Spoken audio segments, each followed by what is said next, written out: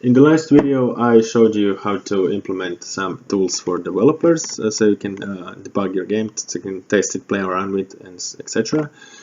And in this last video of this universal inventory system series of videos, in which I'm explaining how to implement a universal inventory system asset into your project, I'll be showing you how to finally build your project and how to export it for some platform, be it Android or just PC.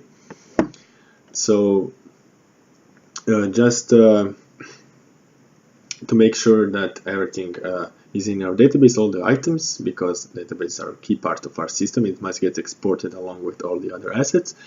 I'll just check storable items table once again to make sure that all the needed items are in it. Currently there are only 2 items in it for the purposes of this video. Then you go to build settings and make sure that you have set it to PC if you want to build it for PC, and architecture to x86, and then go to plugins and remove the other 2 folders. So just leave Android, x86 and remove the Android and x64. All 3 folders contain DLL files that allow SQLite database to function properly. But when building, we only need 1 folder. So in this case, we're going to leave only x86 because we set it on build settings to x86 architecture. When I click on refresh, I see that there's only 1 folder containing only 1 DLL file, and now when I click build and when I save it, I don't know, somewhere on my PC, it will be successfully the .exe file will successfully be generated, and I'll be able to run my game. Okay, so once the game is built, you can go to data folder, and under streaming assets you'll see that you have your database, and under plugins you'll see that you have your DLL. That's the one from x86 folder.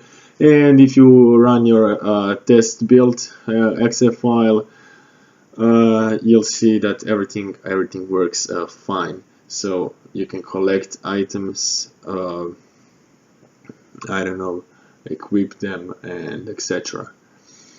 If you get some problems though when exporting,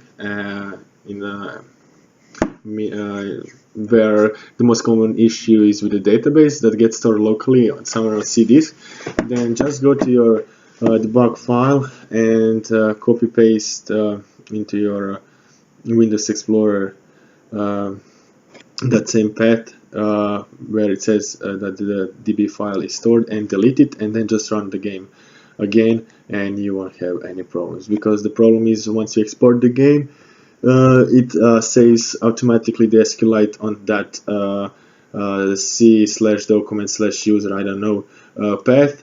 And if you, I don't know, then make some adjustments to your game and build it again, it will only remember the database that you exported the first time, and not the one that you have updated. So that's kind of problem. But as I said, it can be fixed by going to C users app local data, I don't know the exact path, but as I said, you can easily view it by going to that debug text file, in which it says exactly where the SQLite database is stored, and then just delete and run the game again, and it will work like a charm.